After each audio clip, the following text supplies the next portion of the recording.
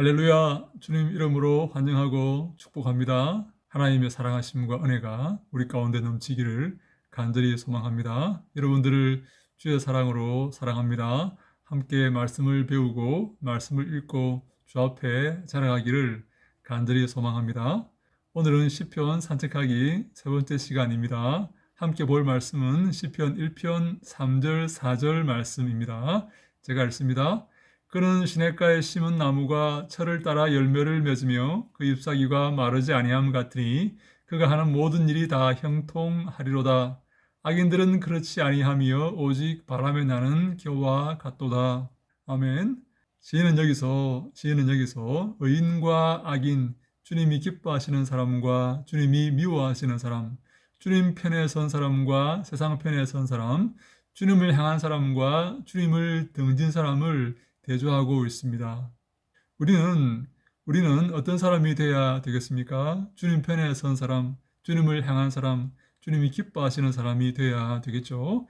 그런데 주님이 기뻐하시는 사람을 이 시인은 이렇게 표현합니다. 그는 시냇가에 심은 나무가 철을 따라 열매를 맺으며 그 잎사귀가 마르지 아니함 같으니 그가 하는 모든 일이 다 형통하겠다라고 말하고 있습니다.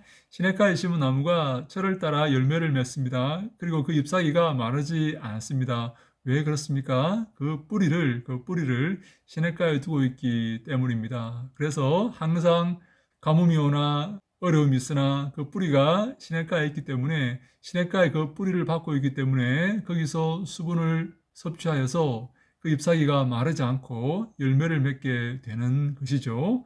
뿌리를 어디에 두고 있는가? 이것이 중요합니다. 뿌리를 어디에 두어야 되겠습니까? 하나님의 말씀에 두어야 됩니다. 종교개혁 시대에 유명한 구호가 하나 있습니다. 솔라 스크립투라라는 구호도 유명하지만 함께 유명한 구호가 있는데 아드 폰테스라는 구호가 있습니다. 근원으로, 뿌리로, 근본으로 라는 그런 라틴어입니다. 근원으로 돌아가자, 뿌리로 돌아가자, 근본으로 돌아가자 그런 의미입니다. 여러분, 뿌리가 어디입니까? 근본이 어디입니까? 근원이 어디입니까? 말씀입니다. 말씀. 그래서 솔라 스크립투라라는 그런 말을 하게 되었죠. 오직 말씀, 오직 성경 그런 말입니다. 개혁은 뭔가 하면 말씀으로 돌아가는 것입니다. 종교개혁은 말씀으로 돌아가는 그런 운동입니다. 우리의 삶은 항상 개혁되어야 되고 항상 주님이 기뻐하시는 삶이 되어야 되는데 어떻게 하면 그렇게 된다고요? 말씀으로 돌아갈 때 그렇게 될 수가 있습니다. 그래서 복 있는 사람이 시절을 쫓아 과실을 맺으며 그 잎사귀가 마르지 않는 것은 그 뿌리를 시냇가에 들이고 있기 때문이다라고 말씀을 드릴 수가 있는 것입니다. 그래서 그 잎사귀가 마르지 않고 항상 열매를 맺게 되는 것이죠. 우리의 삶도 마찬가지입니다. 우리의 뿌리가 말씀에 박혀 있어야 됩니다. 말씀에 묶여 있어야 됩니다. 그래서 항상 말씀을 통해 영양분을 우리가 공급받고 우리가 그래서 자라고 주님이 기뻐하시는 삶을 살 수가 있게 되는 것이죠. 그 뿌리가 어디에 박혀 있어야 된다고요? 말씀에 박혀 있어야 됩니다. 말씀과 연결되어 있어야 됩니다. 말씀이 주는 그 자양분을 우리가 늘 받아서 먹어야 됩니다. 그래야 영적으로 자라게 되고 하나님의 뜻을 알게 되는 것이지요. 할렐루야! 여러분 인정하십니까? 동의하십니까? 그러한 삶을 살고 있습니까? 내 뿌리가 말씀에 박혀 있습니까? 내 뿌리가 말씀과 연결되어 있습니까? 그래서 그 말씀으로부터 늘 자양분과 영양분을 공급받고 있습니까? 그래서 내 영적인 삶이 늘 윤택하고 늘 영적으로 성장하고 있습니까? 이 사람이 복 있는 사람입니다. 내 뿌리가 말씀에 박혀 있는 사람, 내 뿌리가 말씀이라는 그 시냇가에 박혀 있는 사람, 이 사람이 복 있는 사람이다 라고 오늘 시인은 말하고 있습니다. 반면에 복이 없는 사람은 누굽니까? 저주받을 사람은 누굽니까? 주님이 미워하는 사람은 누굽니까? 그 뿌리가 말씀에 박혀 있지 않아서 바람이 나는 겨처럼 떠돌아다니는 그런 사람을 말합니다. 완전히 반대가 되죠. 대조가 되고 있죠. 의인은 주님이 기뻐하시는 사람은 그 뿌리를 말씀에 박아두고 말씀으로부터 늘 자양분을 공급받아서 영적으로 성장하고 영적으로 풍성한 삶을 사는 반면에 악인들은 주님이 미워하시는 사람들은 말씀과 상관이 없는 사람들입니다. 말씀이 뭐라 하건 그 말씀에 귀 기울이지 않습니다. 말씀을 사랑하지 않고 말씀을 기뻐하지도 않고 즐거워하지도 않습니다. 당연히 말씀을 묵상하지도 않습니다. 공부하지도 않습니다. 말씀과 상관이 없고 말씀을 미워하고 말씀과 거리를 두고 살아가는 사람입니다. 그가 바로 악인이고 그가 바로 바람에 나는 겨와 같다라고 성경은 말씀하고 있습니다. 관건이 무엇입니까? 말씀입니다. 말씀. 주님이 기뻐하시는 사람, 의인은 말씀을 즐거워하고 말씀을 기뻐하고 그 말씀을 주야로 묵상하고 그 말씀으로부터 영양분을 공급받는 사람이고, 주님이 미워하시고 주님과 상관없는 사람은 말씀과도 상관이 없습니다. 바람에 나는 겨와 같습니다. 주의 명령을 따르지 않습니다. 준행하지 않습니다. 그렇게 살다가 망하게 되는 것입니다. 여러분, 하나님의 말씀을 사랑하시기 바랍니다. 말씀을 가까이 하시기 바랍니다. 그 말씀에 뿌리를 두시기 바랍니다. 내 뿌리를 그 말씀에 박아 두시기 바랍니다. 그래서 늘 말씀과 관계하고 늘 말씀을 사랑하고 늘 말씀을 대하고 그 말씀을 통해 나를 기억하고 나를 변화시키고 나를 수정하고 바른 길로 가는, 그래서 바른 길로 가는 우리가 되어야 되는 것입니다. 사랑하는 여러분, 그런데 제가 오늘 이 말씀을 여러분과 함께 나누고자 합니다.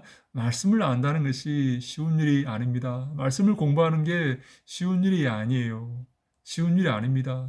성경 말씀은 굉장히 오래전에 기록된 말씀 아닙니까? 우리와 다른 문화 배경에서 기록된 말씀입니다. 성경 말씀은 40명의 저자가 기록한 그런 복잡한 문서입니다. 그래서 성경 말씀을 공부하는 것이 쉬운 일이 아니에요. 그런데 여러분, 말씀을 공부하시기 위해서 애쓰고 노력하셔야 됩니다. 말씀을 듣기 위해서 애쓰고 노력하셔야 됩니다. 그런 마음을 가지면 하나님께서 좋은 길을 예비해 두십니다. 좋은 길을 주시고 성령을 허락하셔서 말씀을 깨닫게 하십니다. 말씀을 깨우치게 하십니다. 그것이 가장 큰 복이라고 믿으시기 바랍니다. 말씀을 아는 것, 하나님을 아는 것, 하나님 마음을 아는 것, 예수 그리스도를 아는 것, 그것이 가장 큰 복인 줄로 믿으시기 바랍니다. 그것을 위해서, 말씀을 알기 위해서 노력하고 애쓰고 힘쓰시기 바랍니다. 그러면 하나님께서 복을 주십니다. 지혜를 주십니다. 성령을 주십니다. 은혜를 주십니다. 그래서 말씀을 깨닫게 되는 것입니다. 그런데 놀랍게도 말씀은 머리가 좋다고 깨닫는 것이 아닙니다. 공부를 많이 했다고 깨닫는 것도 아닙니다. 좋은 대학 나왔다고 깨닫는 것도 아닙니다. 저는 참 많은 경험을 하였습니다. 좋은 대학 나오고 학위가 있고 이런 사람이 말씀을 잘 모르는 경우를 굉장히 많이 보았습니다. 이 말씀의 저자가 누굽니까? 성령이죠. 모든 성경은 하나님의 감동으로 된 것으로 교훈과 책망과 바르게 함과 의로 교육하기에 유익하니, 이 성경은 성령께서 기록하셨습니다. 그래서 성령의 감동과 성령의 도우심과 인도하심과 지혜가 있어야만 말씀을 바로 이해할 수가 있습니다. 성령의 지혜가 없으면 아무리 똑똑하고 아무리 지적으로 발달했다 할지라도 하나님의 말씀을 깨달을 수가 없습니다. 그래서 여러분, 말씀을 공부하실 때 항상 기도하시기 바랍니다. 하나님, 지혜를 주십시오. 깨우쳐 주십시오. 주를 더 알게 하여 주십시오. 주님이 기뻐하시는 삶을 살게 하여 주십시오. 남은 인생 주님께 드립니다. 주님, 내 인생과 함께 하시고 내 인생을 주관하시고 내 인생을 붙드셔서 주님이 기뻐하시는 그 길로 걷게 하여 주시옵소서. 주님께 영광 돌리기를 소망합니다. 이렇게 주님께 간절한 마음으로, 진실한 마음으로 그리스도 이름으로 기도하시기 바랍니다. 그러면 하나님께서 은혜를 주시고 지혜를 주시고 계시의 정신을 주셔서 성경을 깨닫게 하십니다. 진실입니다, 여러분. 이것은 진실입니다. 저를 믿으시기 바랍니다. 제가 바로 산 증인 아닙니까? 저는 머리가 별로 안 좋습니다. 머리가 별로 안 좋은데 하나님의 말씀을 오랫동안 공부를 하였습니다. 그래서 여러분께 이렇게 말씀을 드릴 수가 있습니다. 자, 정리하겠습니다. 여러분, 하나님의 말씀이 관건입니다. 말씀이 기준입니다. 말씀을 사랑하는 자, 그 말씀을 즐거워하는 자, 그 말씀을 기뻐하는 자, 그래서 그 말씀을 주야로 묵상하는 자, 읊조리는 자, 그가 복 있는 사람이고 그가 주님이 기뻐하시는 사람입니다. 반대로 악인은 어떤 사람입니까? 말씀과 관계없는 자, 바람에 나는 겨와 같은 자, 주의 명령에 순종하지 않는 자, 주의 말씀을 즐거워하지 않는 자, 주의 말씀을 기뻐하지 않는 자, 주의 계명에 순종하지 않는 자, 주의 계명을 업신여기는 자, 그가 바로 악인이고 그가 바로 복 없는 자이며 그가 바로 벌 받을 자이다 라고 말씀을 하고 있는 것입니다. 여러분 어떻게 해야 되겠습니까? 하나님의 말씀을 사모해야 되겠죠. 말씀을 가까이 해야 되겠죠. 그 말씀을 기뻐해야 되겠죠. 열심히 공부해야 되겠죠. 여러분 이 어려운 말씀을 열심히 공부하는 여러분들에게 하나님께서 지혜를 주실 것입니다. 은혜를 주실 것입니다. 이것은 사실입니다. 기도하는 마음으로 간절한 마음으로 하나님 도와주시옵소서, 지켜주시옵소서. 기도하는 마음으로 말씀을 공부할 때에 하나님께서 깨닫게 해 주십니다. 성령께서 깨닫게 해 주십니다. 만약에 하나님께서 함께 하시고 성령이 함께 하신다면 이 땅의 어떤 사람들보다 어떤 지식인보다 하나님의 말씀을 더 잘 깨달을 수가 있습니다. 더 잘 이해할 수가 있습니다. 그가 바로 복된 자라는 사실을 기억하시고 하나님의 말씀을 사모하고 그 말씀을 공부하고 그 말씀을 내 것으로 삼는 데 최선의 노력을 다하시는 여러분들 다 되시기를 주님 이름으로 간절히 축원합니다. 할렐루야. 샬롬.